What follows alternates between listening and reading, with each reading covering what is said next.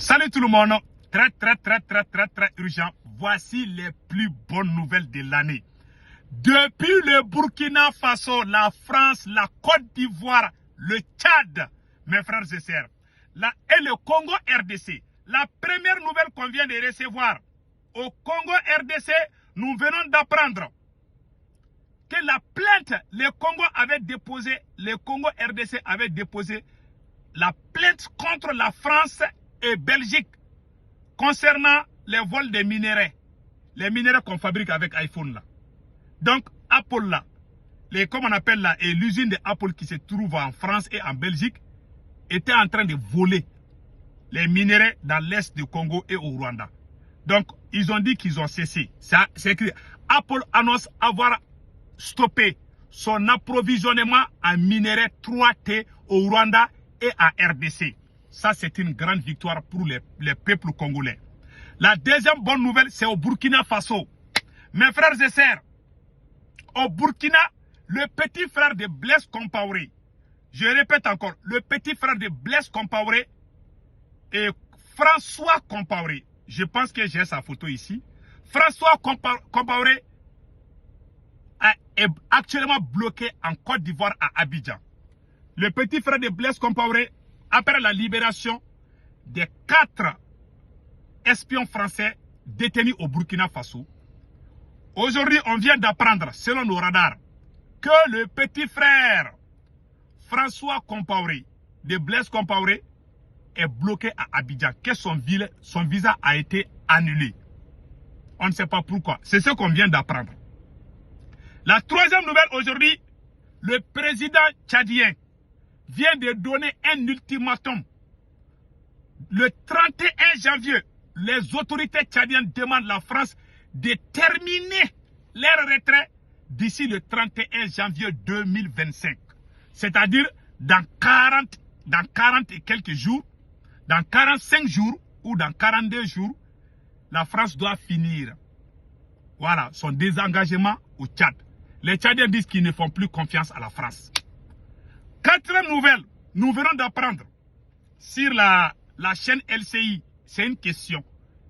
Ils ont appris, il paraît qu'ils ont appris, selon la chaîne LCI de la France, que les soldats ukrainiens que la France entraînait en France ont tous fui. D'autres disent que c'est faux, d'autres disent que c'est vrai. Donc il y a une discussion. Que les soldats ukrainiens là, que la France était en train d'entraîner là, qu'ils ont tous fui. Après on va discuter de ça. Donc, voilà les nouvelles d'aujourd'hui, mes frères et sœurs. Allons-y avec la première nouvelle. Il y a une grande surprise au Congo RDC. Une grande victoire pour le peuple congolais. Apple annonce avoir stoppé son approvisionnement en minerais 3T au Rwanda et en RDC. Qu'est-ce que cela veut dire? Les Apple, comme on appelle la compagnie Apple qui fabrique les iPhones et les iPads, les consoles là. Donc, ils volaient les minéraux au Congo RDC. Ces gens volaient des minéraux, ils faisaient des trafics de minéraux avec des groupes armés pour venir vendre ça en Europe. C'est le gouvernement congolais qui a porté plainte. Ils ont tout arrêté. C'est ce qu'ils ont dit ici. J'ai les vocaux que je vais jouer après. Vous allez comprendre. Donc, il y a un vocal que je vais jouer que vous allez comprendre. Je pense que ça peut jouer maintenant. Écoutons ce qu'ils ont dit ici. Apple reste flou dans sa communication. Voilà. Parce qu'ils disent que c'est flou. Ils ont fait un communiqué, mais les autorités congolaises ont dit que c'est flou, hein, que c'est un communiqué qui est flou. Ils ne font pas 100% confiance à ces communiqués. Voilà.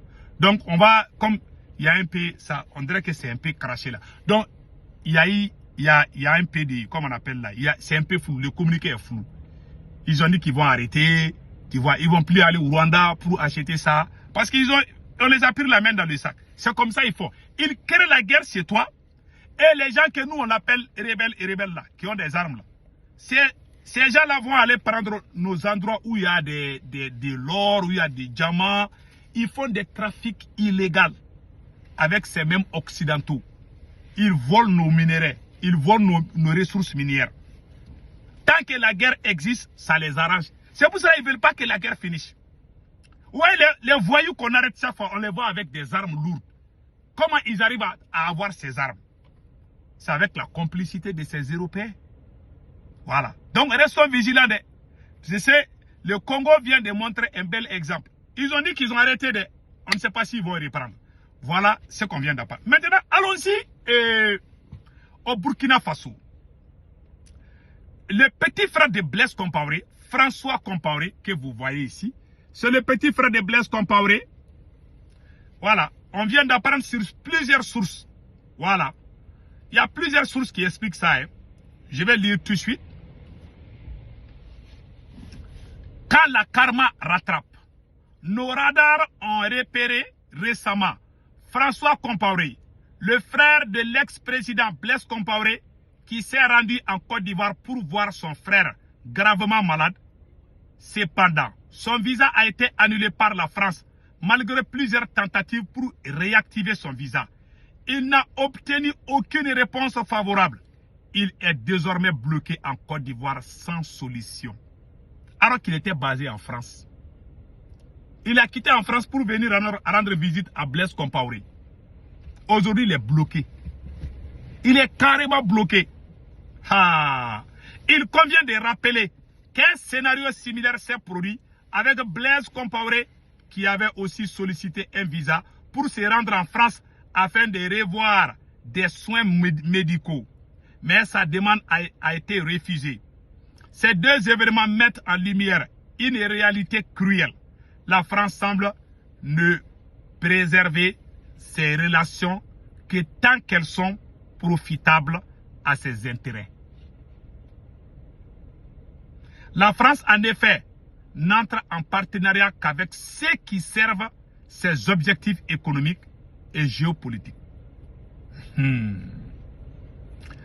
que vous êtes en mesure de faire prospérer leurs affaires, vous êtes leurs amis. Mais dès que cela change, vous êtes facilement laissé de côté, comme un carton vide. Il n'y a pas d'amitié. Ils n'ont pas... Vous avez vu ce que la France a fait à nos parents, les tirailleurs sénégalais. Nos parents qui sont allés aider la France pendant la Deuxième Guerre mondiale. À l'aller-retour, on les a massacrés à Tcharoy. Vous avez entendu cette histoire? C'est une leçon que nous devons tirer, nous qui sommes de la nouvelle génération. Voilà. Comme le dit l'un de leurs slogans, la France n'a pas d'amis, elle n'a que des intérêts. Ces principes résument bien la politique étrangère française qui bien souvent se résume à des alliances intéressées et opportunistes. Aujourd'hui, François Compaoré, petit frère de Blaise Compaoré, reste bloqué en Côte d'Ivoire et Blaise Compaoré attend toujours une solution pour ses soins. Cela nous rappelle que parfois les relations internationales reposent moins sur l'amitié que la rentabilité. Allah Akbar. Mes frères et sœurs, vous avez tous entendu? Le petit frère de Blaise Compaoré, c'est le même Blaise Compaoré qui volait l'argent du contribuable burkinabé pour les mettre à l'intérieur des tam-tams qu'on appelle djembé. Et puis aller donner ça aux dirigeants français, Jacques Chirac. Il volait l'argent au trésor burkinabé pour aller donner ça à la France, au président français. Je vous dis, tous les Africains qui ont la conscience, le cas de nos grands-pères doivent nous donner l'éveil de conscience. Nos grands-pères, les tirailleurs sénégalais, sont allés sauver la France pendant la Deuxième Guerre mondiale. Quand ils étaient en train de retourner en Afrique, on devait leur donner de l'argent pour qu'ils s'occupent de leur famille. Non seulement ils ont demandé leur argent, la France ne l'a pas aimé, les gendarmes français les ont mis les uns contre les autres et puis commencé à les arroger par les balles. Ça s'est passé au Sénégal. Si je ne me trompe pas, le 1er décembre, je ne sais pas, 1944 ou 45. Après la victoire de la Deuxième Guerre mondiale. Cette France est ingrate. C'est pour cela que quand je vois des Maliens dire qu'on va aller chercher l'électricité en Côte d'Ivoire, alors que l'électricité en Côte d'Ivoire c'est pour la France. Si toi ta survie dépend de la France, je vous jure que tu vas piquer crise cardiaque. Si tu as diabète, Ou si tu as les tensions, là, les hypertensions ou quoi là, il ne faut pas trop te coller à la France. La déception là, tu vas mourir de déception. Parce que la France, je n'ai jamais vu un être humain plus méchant que ces gens-là. Ils sont ingrats. Ils sont méchants. Très méchants. Je parle des dirigeants français. Je ne parle pas des peuples. Les citoyens français sont bons. La technique, c'est-à-dire que la stratégie, l'idéologie, les concepts des dirigeants français ont toujours été les mêmes. Depuis le début de la colonisation jusqu'à nos jours. Ils sont tous les mêmes. Peut-être l'autre vaut mieux un peu que l'autre. Mais quand ils viennent aux affaires là, tu vas jurer que la personne qui parle là, c'est pas lui, c'est pas elle. On dirait on leur donne médicaments dans les Champs-Élysées là, je ne sais pas. Ils deviennent méchants. Et très impolis. Pas tout le monde. Hein. Certains sont un peu mieux. Au moins Jacques Chirac a reconnu les faits avant sa mort. Ces gens sont... Vous avez vu ce qu'ils ont fait au petit frère de Blaise Compaoré? On a aussi appris 4 espions français libérés. Visa pour François Compaoré est coupé. Voilà, visa est refusé à François Compaoré. On ne sait pas s'il y a eu un deal ou un accord secret entre le capitaine Ibrahim Traoré et la France. Quand le capitaine Ibrahim Traoré a libéré les 4 mercenaires français, alors on vient d'apprendre tout de suite que la France a bloqué les visas au petit frère de Blaise Compaoré. Peut-être qu'on va le rapatrier vers le Burkina Faso et puis le juger. Ouais, le monde là c'est comme ça. Hein. Aujourd'hui tu es au pouvoir, demain tu n'es plus au pouvoir. Quand tu es aux affaires, quand Dieu t'a donné pouvoir, il faut être bien. Si tu fais ce que toi tu veux là, tu fais le gément foutisme là, le jour que tu n'es pas là, tu vas avoir peur même de rester dans ton pays. Parce que tu sais ce que tu as fait. Oh. Dans la vie, il faut être bon. Les choses changent. Changeons, soyons bons, soyons honnêtes. Le jour que tu as pouvoir, il ne faut pas aller loin avec les gens. Il ne faut pas faire du mal aux gens. Il y a des gens qui pensent que s'ils ont pouvoir, ils pensent que ça ne finit pas. Il n'y a aucun président qui va rester éternellement au pouvoir. Si la mort ne te chasse pas au pouvoir, alors quelqu'un va te chasser. Tu vas courir jusqu'à ce que la poussière là, on ne va plus te voir sous la poussière. Tu vas fuir ton pays. Même si tu es un bon dirigeant là. Il y a des dirigeants qui sont patriotes, on les a chassés là. On les a chassés comme les moutons, ils ont fui. Comme les vaches. Ils ont fui. Donc quand tu es au pouvoir, tu es bon. Même si on t'enlève, les gens seront fiers de toi. Les gens qui vont te trahir là. On a vu Blaise Compaoré a trahi Thomas Sankara. Il a mal fini. Blaise Compaoré a éliminé, il n'a pas chassé, je m'excuse. Blaise Compaoré a éliminé, je m'excuse. Blaise Compaoré a éliminé son intime ami Thomas Sankara pour faire plaisir à la France. Aujourd'hui, il est bloqué en Côte d'Ivoire. Aujourd'hui, quand je vois Blaise aujourd'hui, j'ai pitié de lui. Je vous jure. Même si moi, je suis président du Burkina là, et que je vois Blaise, je ne peux pas l'arrêter. Voilà, je ne peux pas. Façon dont je vois le monsieur là, c'est non fini. Ça fait pitié. Mais le jour que lui, il tue Sankara là, il n'a pas pensé qu'il allait être comme ça ce jour. Tous les hommes méchants là, les tricheurs, les menteurs, ils vont tous finir comme ça. Si Dieu t'a donné le pouvoir, il faut être bon. Il ne faut pas tricher. Moi, je n'aime pas les gens malhonnêtes. Blaise il a tué tellement de Burkinabés. Je vous jure, et il y a eu certains militaires qui avaient fait je ne sais pas, des protestations et moments. Il a tué un bataillon tout d'un coup. Blaise t'élimine tout d'un coup. Il a passé tout son temps à éliminer les gens. Blaise Compaoré a passé tout son temps à déstabiliser les pays voisins. Les gens qui ont déstabilisé le Mali, ils dormaient au Burkina Faso avec Blaise Compaoré. Aujourd'hui, il n'est plus au pouvoir. Voilà.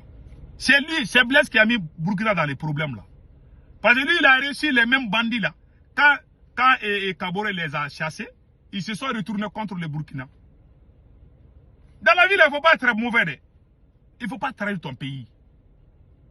Il faut être comme capitaine Ibrahim Traoré. Mon idole. Donc vous avez vu aujourd'hui, le petit frère, il a fui. Voilà. Le petit frère a fui.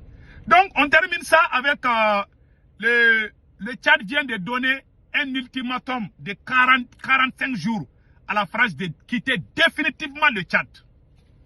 Nous disons bravo au président tchadien. Si la France reste au Tchad là, ils vont préparer coup d'État contre le président Mahaman Kaka Dibi. Ça c'est clair. Ils vont préparer coup d'État au Tchad. Donc le président tchadien a bien fait de pousser la France à la sortie le plus vite possible. Si la France reste 2 mois ou 3 mois là, ils vont créer un coup d'État là-bas. Donc, je suis très fier de ce que le président tchadien vient de prendre comme décision. J'ai aussi appris qu'il y a à peu près une centaine de soldats français qui viennent de quitter le Tchad. Que Dieu protège les peuples tchadiens. Et je conseille les peuples tchadiens de soutenir les autorités tchadiennes. C'est dans les besoins qu'on connaît ses vrais amis. Le président tchadien doit être soutenu par tous les Tchadiens. J'aimerais que les Tchadiens entendent ces messages. Envoyez-moi ces messages aux Tchadiens. S'il vous plaît, restez derrière votre président. Mahaman Kaka Dibi vient de faire quelque chose dans l'histoire du Tchad que personne n'a osé faire. Même si ça s'est passé, ça n'a pas été comme son cas.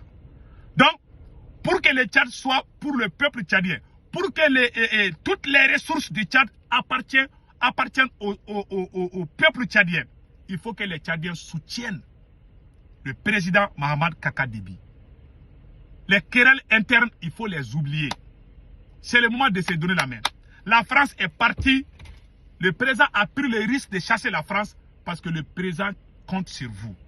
Si vous voyez que beaucoup de pays africains n'ont pas eu leur indépendance 100%, parce que quand les dirigeants chassent, quand les dirigeants veulent donner l'indépendance totale, la France se cache derrière les peuples pour les remettre contre les mêmes dirigeants. On a vu ces cas-là dans plusieurs pays.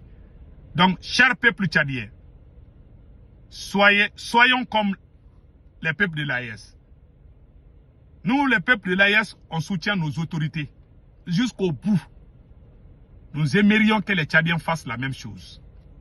Si le Tchad appartient au peuple tchadien, je vous jure, ce pays sera doux comme New York. Les Tchadiens vont vraiment être à l'aise.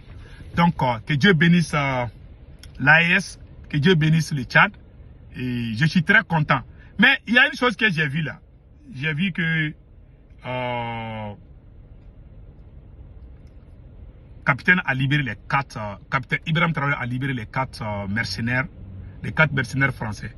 Capitaine, la prochaine fois quand vous attrapez les Français là, on veut voir leur visage.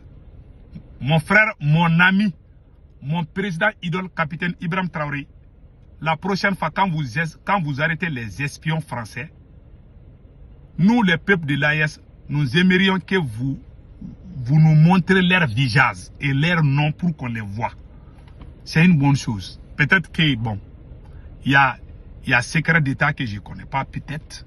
En tout cas, au Niger, quand les espions français sont rentrés au Niger, les autorités nigériennes ont montré leurs photos. On a vu les noms, les prénoms, quand est-ce qu'ils sont venus. Mais ils ont été arrêtés au Burkina Faso. On aimerait voir la même chose. Mais ce n'est pas grave. Nous sommes de cœur avec capitaine. La prochaine fois, quand vous attrapez les Français, nous aimerions vraiment voir leur image. Et on sait que c'est vrai, hein? Moi je crois. Tout ce que le capitaine dit là, moi je crois. Mais mon conseil à mon capitaine Ibrahim Traoré, quand vous attrapez les ennemis comme la France, il ne faut pas les cacher, il ne faut pas cacher leur identité. Il faut nous les montrer, nous voulons les voir. Voilà, la prochaine fois là, quand vous arrêtez les Français espions là, il faut montrer leurs photos. On va voir ces gens là, ça va les décourager. Je dis ça pour le bien de Burkina Faso. Quand vous cachez l'ennemi là, quand tu prends l'ennemi, tu l'humilies. Quand quelqu'un veut te détruire là, tu le prends là. Il faut l'humilier pour que les gens voient. Ah, c'est lui. Lui-même, il va avoir honte. Mais quand vous les cachez, ils peuvent aller se cacher pour faire la même chose peut-être au Mali. Ces espions que vous venez les libérer là, au Burkina Faso là, on n'a pas vu leur visage. Ces mêmes espions peuvent aller se cacher pour faire la même chose peut-être au Niger ou au Mali, on ne sait pas. Mais si vous montrez leur visage là, ils vont même avoir peur même de faire la même chose. C'est une leçon. C'est un conseil que je donne aux autorités burkinabées. Quand vous attrapez les espions comme ça, quand j'ai appris que le Burkina a libéré les 4 espions, je n'ai pas vu leurs photos. Franchement, j'ai failli piquer la crise. Je pensais qu'on allait nous montrer leurs photos là. La prochaine fois, Mon cher capitaine, mon idole, mon ami, mon frère, vraiment mon présent préféré. Je vous aime, mais ça a été une erreur. Quand vous attrapez les amis comme la France, il ne faut pas les cacher. Il faut les montrer. Comme ça, ils vont plus tenter. Quand vous les cachez, ils vont aller tenter ailleurs. Hein. Ça, c'est la vérité. Voilà. Donc, c'est ça que moi, je voulais vous donner comme conseil. Que Dieu bénisse le Burkina Faso, le Niger, le Mali, l'AES. Vraiment. La patrie ou la mort, nous vaincrons. Vive le Burkina Faso, vive le Mali, vive le Niger, vive le Tchad et vive l'Afrique. Passez excellent week-end. Ciao, ciao.